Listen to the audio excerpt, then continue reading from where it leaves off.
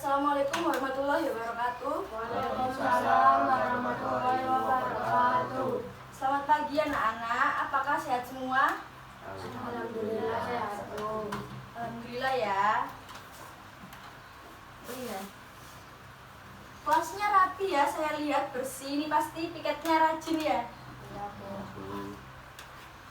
Ya baik, hari ini adalah hari Rabu tanggal 26 Mei. Kita akan melaksanakan pembelajaran. Sebelum mulai pembelajaran, hendaknya kita berdoa terlebih dahulu ya. Berdoa dimulai.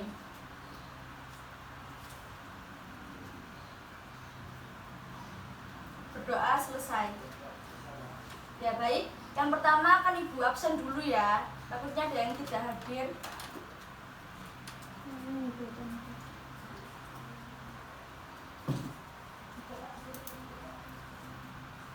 Gani, Gita, John, Hadir, Bu. Jula, Hadir, Bu. hadir semua ya? Ya.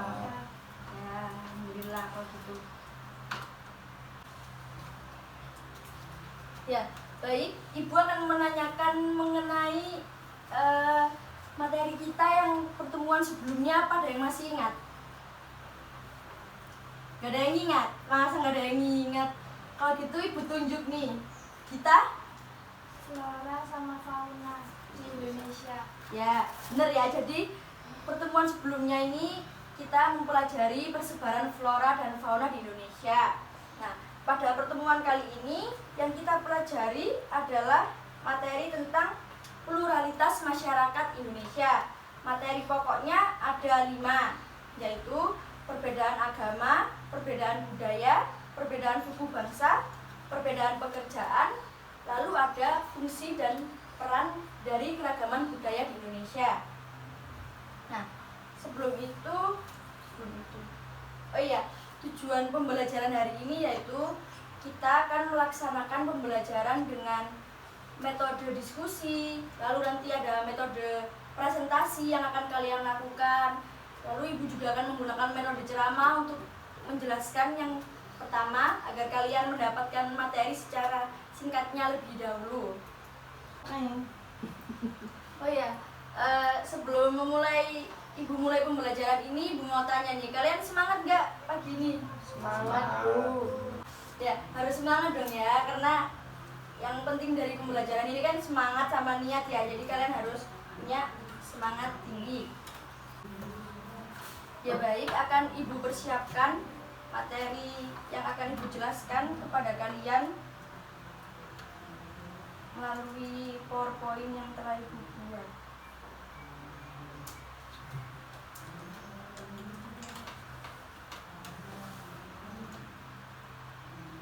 Apakah sudah terlihat jelas?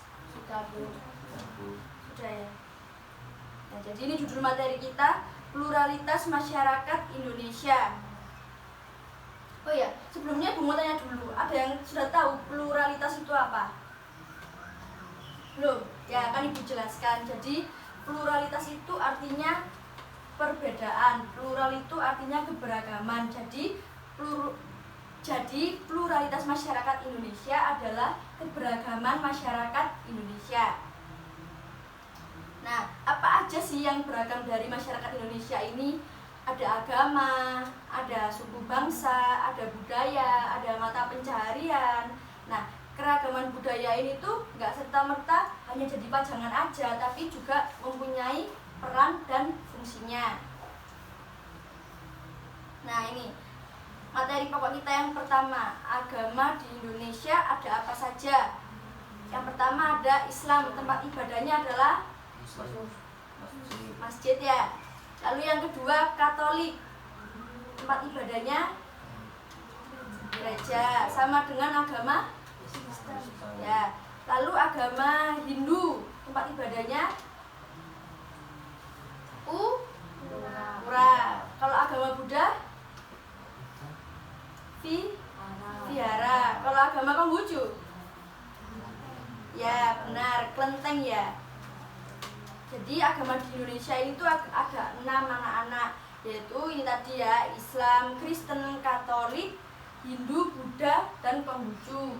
Nah, kalau agama mayoritas di Indonesia ini agama apa? Yang kalian ketahui, yang paling banyak? Islam. Ya, benar. Jadi agama mayoritas di Indonesia ini yang paling banyak penganutnya itu adalah agama Islam. Tapi anak-anak, agama yang pertama kali masuk di Indonesia itu bukan agama Islam. Ada yang tahu agama apa? Ada yang tahu? Ya, jadi agama yang pertama kali masuk di Indonesia itu agama Hindu sama Buddha, anak-anak. Bukan agama Islam, tetapi agama Islam yang menjadi agama mayoritas di Indonesia. Baik, sudah paham perkara agama ini? Ibu lanjut ya ke materi selanjutnya, yaitu perbedaan budaya di Indonesia. Budaya itu apa, anak-anak? Budaya itu adalah kebiasaan yang sudah ada sejak zaman dahulu. Nah, budaya itu luas ya anak-anak lingkupnya. Bisa budaya berpakaian, bisa bahasa sehari-hari, lalu ada budaya seperti gotong royong. Nah, seperti itu. Nah, kalau kita ini kan tinggal di suku Jawa ya anak-anak. Jadi, ada yang tahu budaya yang paling terlihat di suku Jawa itu apa? Iya, suku Jawa itu terkenal dengan orang-orangnya yang berbahasa lembut anak-anak. Karena Jawa sendiri itu artinya baik. Jowo, wong Jowo itu artinya orang baik. Nah, seperti itu. Lalu budaya berpakaian. Budaya berpakaian di Jawa sama di Papua beda apa sama? Beda kan? Kalau di Jawa kita lebih tertutup ya, pakaiannya lebih rapi, lebih formal. Sedangkan di Papua sana kan masih banyak yang belum mengenal pakaian rapi ya anak-anak. Pakaiannya masih terbuka, masih sangat primitif. Nah, seperti itu. Oh iya, ada yang tahu itu contoh kesenian yang ada di Jawa? Apa? Ya benar, tari remo, tari ronggeng. Itu asli dari Jawa ya anak-anak.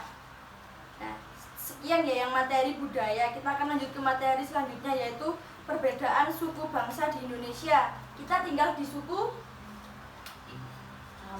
Jawa, ya benar. Kita tinggal di suku Jawa anak-anak.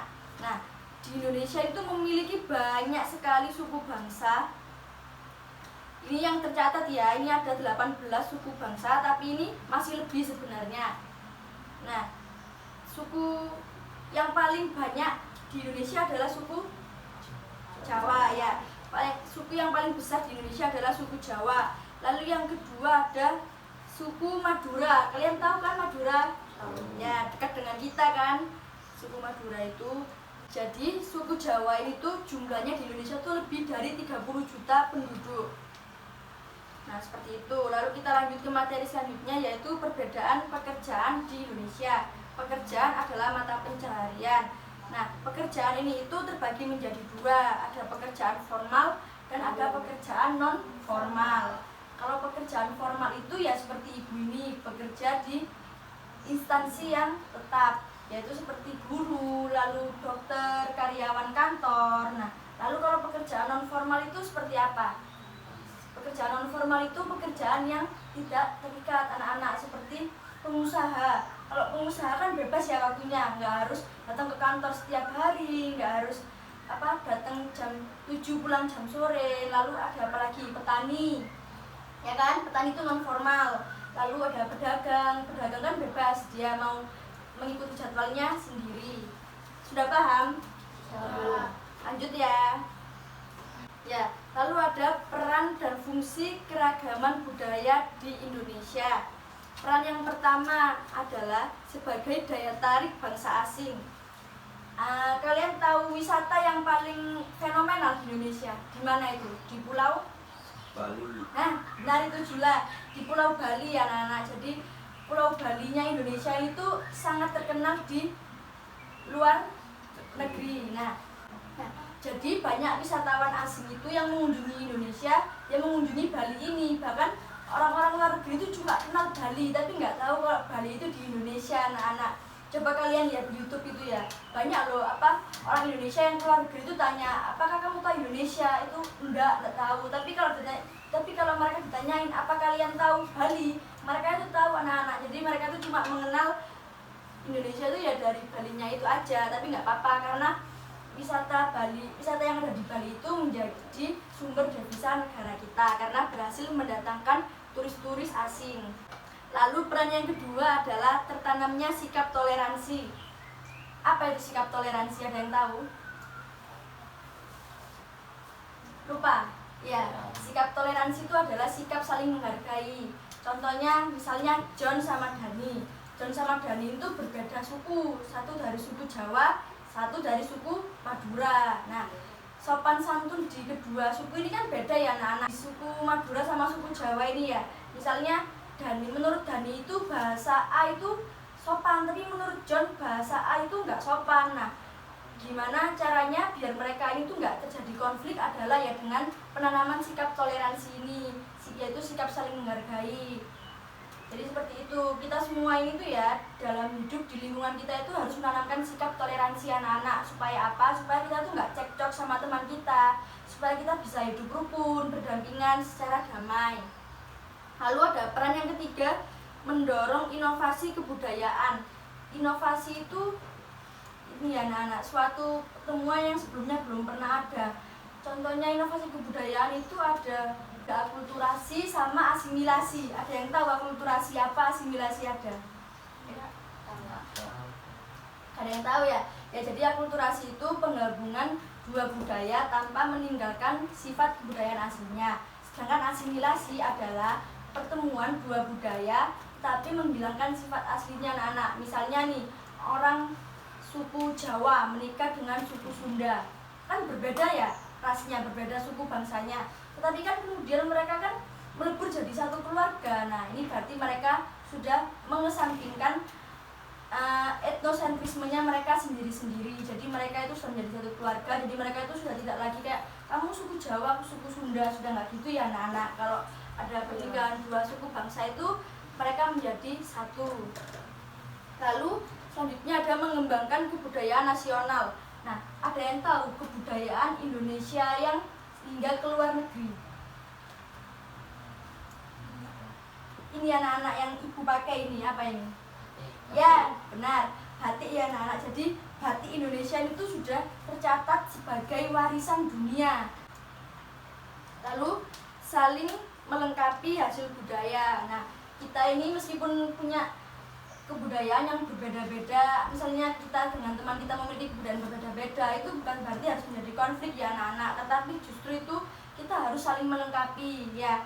Misalnya ada teman kita yang memiliki kekurangan atau apa, kita harus ingatkan, bukan mengejeknya, bukan tidak menemani dia, bukan menjauhkan dia, tetapi kita harus saling melengkapi supaya kita dapat hidup rukun anak-anak. Ya, baik. Seperti itu materi yang Ibu jelaskan. Selanjutnya akan ada sesi tanya jawab.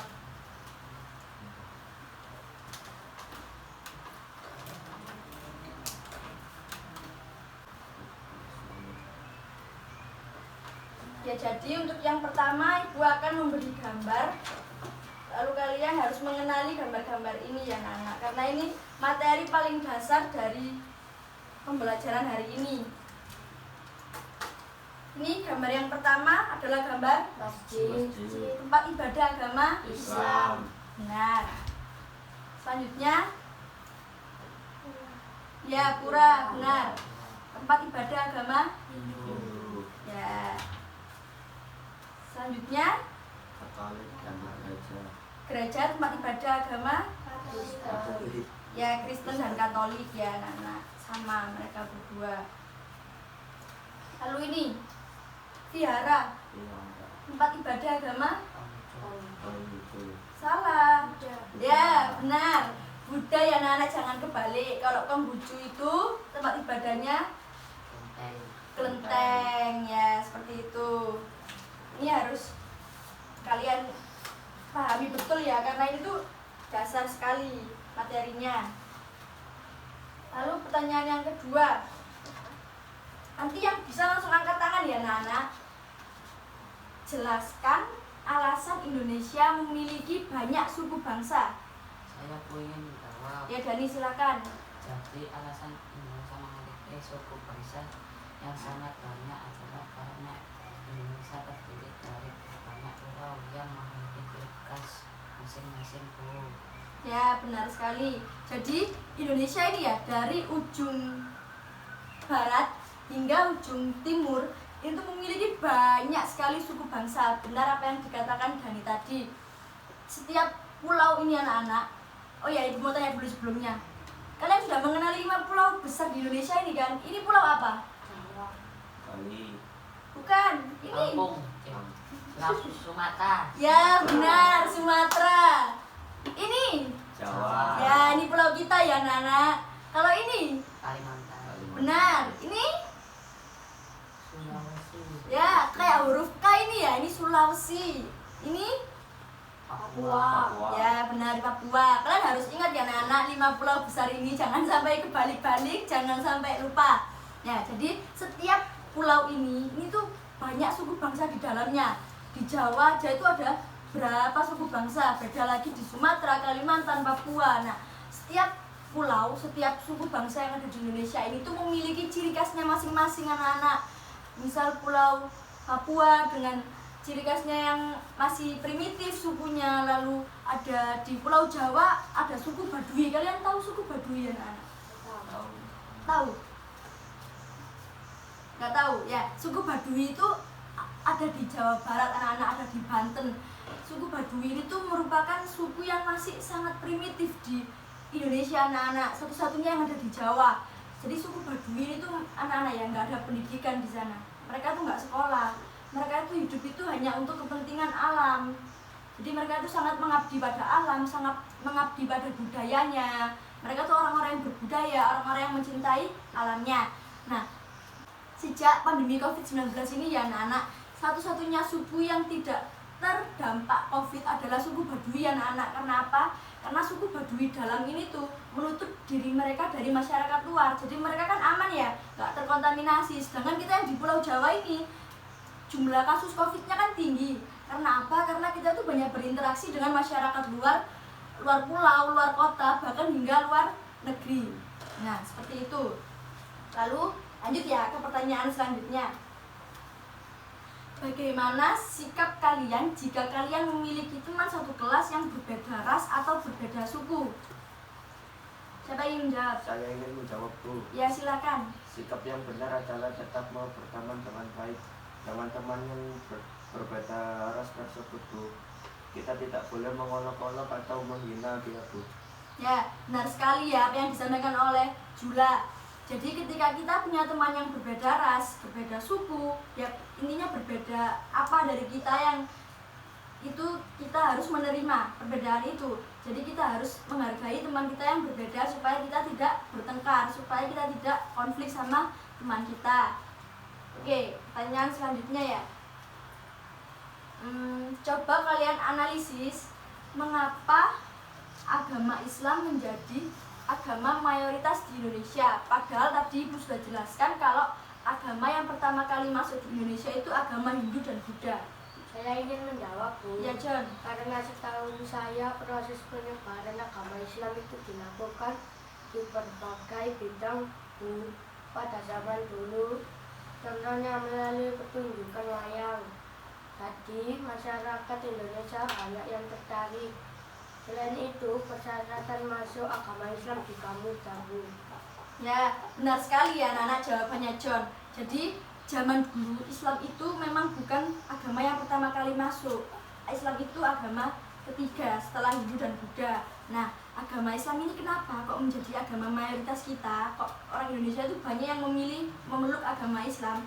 Karena yang pertama ya anak-anak, penyebaran agama Islam di zaman dulu itu kita itu melalui berbagai bidang kehidupan. Contohnya mulai dari bidang ekonomi, perdagangan.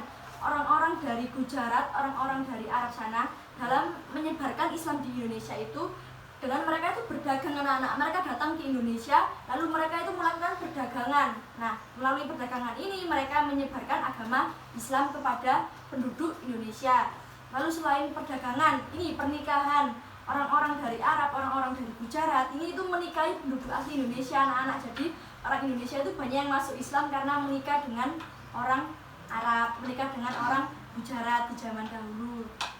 Ya, lalu yang terakhir itu ada di bidang seni anak-anak. Jadi di zaman dulu ya, kalian tahu Sunan Wali Songo? Tahu Wali Songo? Ada Sunan Kalijaga, Sunan Bonang itu loh anak-anak. Tahu kan ya? mungkin beberapa dari kalian ada yang sudah pernah ke Wali Lima ya. Nah, jadi sunan-sunan ini tuh dulu itu anak-anak menyebarkan agama Islam itu dengan kesenian anak-anak, ada yang dengan menampilkan wayang. Jadi di cerita wayang yang ditampilkan mereka ini tuh mengandung unsur-unsur agama Islam, mengandung cerita-cerita tentang agama Islam, sehingga penduduk Indonesia itu tertarik untuk masuk Islam anak-anak. Sudah paham? Sudah, Bu. Ya kan, harus memahami ya, karena itu yang akan keluar di ujian kalian, ulangan kalian selanjutnya. Lalu coba salah satu dari kalian membuat ini contoh sikap toleransi yang pernah kalian alami sendiri. Saya, Bu, saya pernah berlibur ke luar Pulau Jawa. Ya. Bu, dan saya bertemu dengan orang-orang yang bahasanya menurut saya lebih kasar dari bahasa daerah saya, Bu. Tapi saya tidak menghina bahasa daerah mereka, Bu. Ya, bagus sekali ya apa yang pernah kita alami ini. Jadi kita ini pernah ke luar Pulau Jawa ya, lalu bertemu dengan orang-orang yang menurut dia bahasanya tuh lebih kasar. Nah, lalu kita harus gimana kalau misalnya kita seperti itu? Kalau kita ada di posisinya kita, jadi benar kita ya anak-anak, meskipun kita itu tahu kalau menurut kita mereka itu kurang sopan, menurut kita mereka bahasanya itu nggak seharusnya yang dikatakan, kita harus menghargai anak-anak, karena tadi sudah Ibu jelaskan, budaya seperti bahasa ini tuh berbeda-beda di setiap wilayah. Misal di Jawa dengan di Kalimantan itu beda anak-anak. Standar kesopanan kita, standar kesantunan bahasa kita itu pasti berbeda dengan wilayah-wilayah lainnya. Maka dari itu kita sendiri yang harus menanamkan sikap toleransi. Ya, jadi sudah cukup Ibu rasa pertanyaan dari Ibu. Sekarang saya ingin dari kalian ada yang mau bertanya. Saya mau bertanya, Bu. Ya, John. Keragaman budaya di Indonesia ini apakah ada dampak buruknya, Bu? Ya, pasti ada ya, John. Terima kasih buat pertanyaannya, John. Ya, jadi dampak ini kan ada dampak positif sama dampak negatif. Nah, jadi meskipun kita itu punya banyak sekali budaya, punya banyak sekali suku bangsa, itu bukan cuma dampak positif aja anak-anak, tapi kita juga bisa lihat dampak negatifnya. Contohnya, yaitu tadi banyak konflik ya, karena kita kan berbeda. Nah, kita kan nggak semua orang itu kan mampu menghargai anak-anak. Pasti kalian pernah lihat teman kalian yang bertengkar, ya kan? Kayak sebelum pertamanya teman kalian adu debat, lalu berakhir dengan pertengkaran, ya pasti ada ya. Nah, seperti itu anak-anak. Masyarakat Indonesia itu mudah sekali terkena konflik karena perbedaan-perbedaan kita. Karena ada orang yang mengunggulkan sukunya, orang yang mengunggulkan budayanya, jadi mereka nggak menganggap budaya lain itu lebih rendah. Nah, kita jangan sampai seperti itu anak-anak. Semua budaya itu bagus, semua budaya itu baik. Kita harus menghargai budaya-budaya orang lain. Sudah paham? Sudah, Bu. Ya, setelah sesi tanya jawab ini, Ibu akan memberikan LKPD ya kepada kalian, lembar kerja yang harus kalian kerjakan sebagai latihan ya anak-anak, agar pemahaman kalian terhadap materi pluralitas ini tuh lebih mendalam. Ibu akan bagi kalian menjadi dua kelompok ya. Kelompok pertama ada Dani sama John, lalu kelompok dua ada Dita sama Jula. Sepakat ya anak-anak? Ya, sepakat. Jadi ini kelompok 1.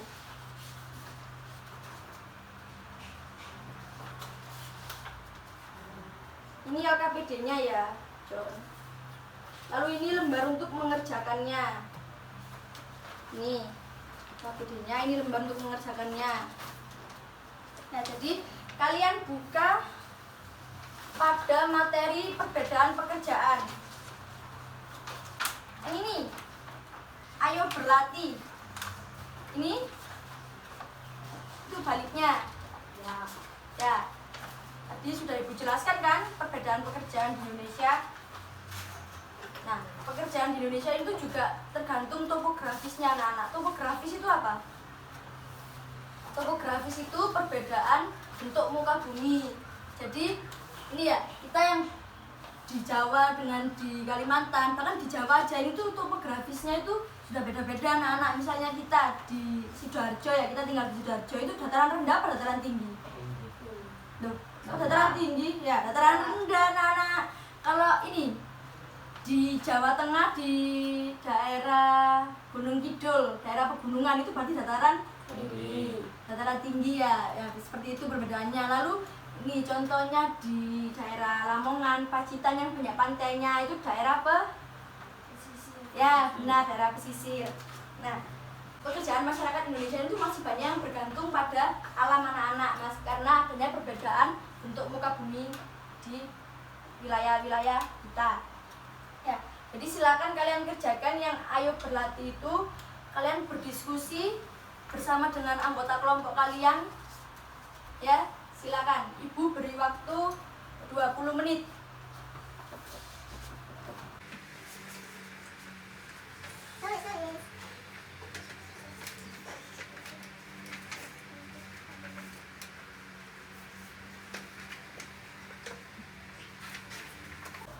Apa ada kesulitan anak-anak?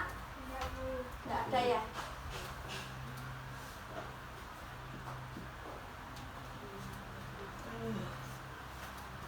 Ada kesulitan?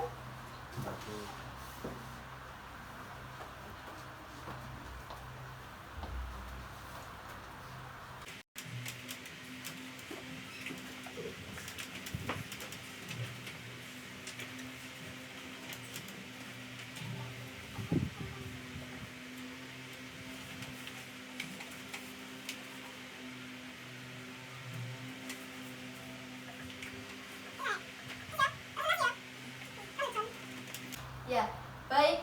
Ini waktunya sudah cukup ya, anak-anak, sudah habis. Selanjutnya, Ibu ingin setiap kelompok mempresentasikan hasil diskusi kalian. Kelompok siapa yang mau maju pertama? Saya Bu. Ya, silakan maju John, sini. Presentasikan. Ayo. Assalamualaikum warahmatullahi wabarakatuh. Waalaikumsalam warahmatullahi wabarakatuh. Kami dari kelompok 1 akan mempresentasikan hasil diskusi kami. Perkenalkan, nama saya John. Kenalkan, nama saya Bagun. Pekerjaan di dataran rendah ada petani, pedagang kaki lima, dan buruh. Dataran tinggi, perkebunan, peternakan, pertanian. Daerah pesisir, nelayan, petani garam, pedagang hasil laut. Sekian prestasi dari kami. Assalamualaikum warahmatullahi wabarakatuh. Ya, tepuk tangan. Ya, seperti itu presentasi dari kelompok 1. Selanjutnya kelompok 2. Silakan maju.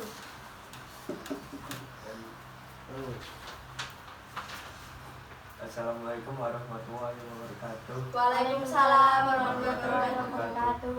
Kami dari kelompok 2 akan mempresentasikan diskusi kelompok kami. Perkenalkan, nama saya Zila. Perkenalkan, nama saya Dita. Dataran rendah, karyawan kantor, wartawan, sopir kendaraan umum. Dataran tinggi, petani, peternak, penjual di pasar. Daerah pesisir, nelayan, pemandu wisata, menjual ikan. Sekian presentasi dari kelompok kami. Wassalamualaikum warahmatullahi wabarakatuh. Waalaikumsalam warahmatullahi wabarakatuh. Tepuk tangan. Ya, bagus sekali ya hasil diskusi kalian. Jadi kesimpulannya dari apa yang kalian presentasikan adalah kalau pekerjaan kita itu banyak sekali ya anak-anak macamnya. Tidak ada pekerjaan yang lebih tinggi, tidak ada pekerjaan yang lebih rendah. Semua pekerjaan itu mempunyai kelebihan dan kekurangannya masing-masing. Semua pekerjaan itu baik asalkan halal. Ya benar, asalkan halal, bukan pekerjaan yang haram. Apa contohnya pekerjaan haram? Korupsi. Mencuri. Benar, korupsi, mencuri. Ya itu jangan sampai ya anak-anak. Ya. Baik, Ibu rasa pembelajaran hari ini sudah cukup ya anak-anak. Tapi belum Ibu tutup. Sebelumnya Ibu ingin menanyakan rangkuman pembelajaran hari ini. Ada yang menjawab? Saya Bu. Ya, Dita silakan. Suku, budaya, pekerjaan, Ya. sama agama. Ya, seperti itu. Benar ya anak-anak. Jadi rangkuman pembelajaran hari ini kita belajar tentang agama, lalu perbedaan budaya, suku bangsa, bahasa, dan masih banyak lagi. dari pembelajaran hari ini Ibu harapkan kalian sebagai murid-murid Ibu ini menjadi siswa yang memiliki jiwa toleransi tinggi, siswa yang menanamkan sikap saling menghargai meskipun kalian ada perbedaan di antara kalian ya anak-anak. Oke? Ya. Ya. Jadi seperti itu ya pembelajaran hari ini. Selanjutnya Ibu akan menyampaikan pembelajaran minggu depan. Materi kita kita akan masih mempelajari pluralitas masyarakat Indonesia, tetapi kita akan melanjutkan ini anak-anak LKPD ya. Tadi kan kita baru yang pekerjaan, masih ada budaya, masih ada agama yang belum kita kerjakan ya anak-anak. Nah, kalian di rumah ini jangan lupa dibaca juga ya. Ini kan nggak hanya soal-soal, ini juga ada materinya. Jadi kalian di rumah juga harus mempelajari itu. Jadi biar minggu depan kalau Ibu tanya kalian masih ingat sama materinya. Ya baik, sebelum Ibu menutup pembelajaran hari ini, kita berdoa dulu ya. Alhamdulillah diberi kelancaran pembelajaran hari ini.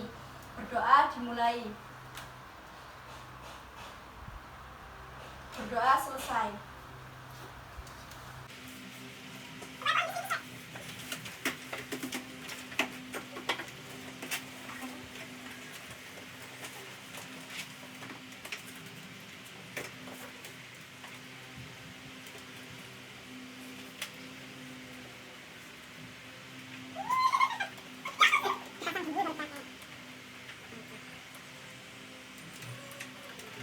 Baik, Ibu akhiri ya. Wassalamualaikum warahmatullahi wabarakatuh. Waalaikumsalam warahmatullahi wabarakatuh. Sampai bertemu di minggu selanjutnya.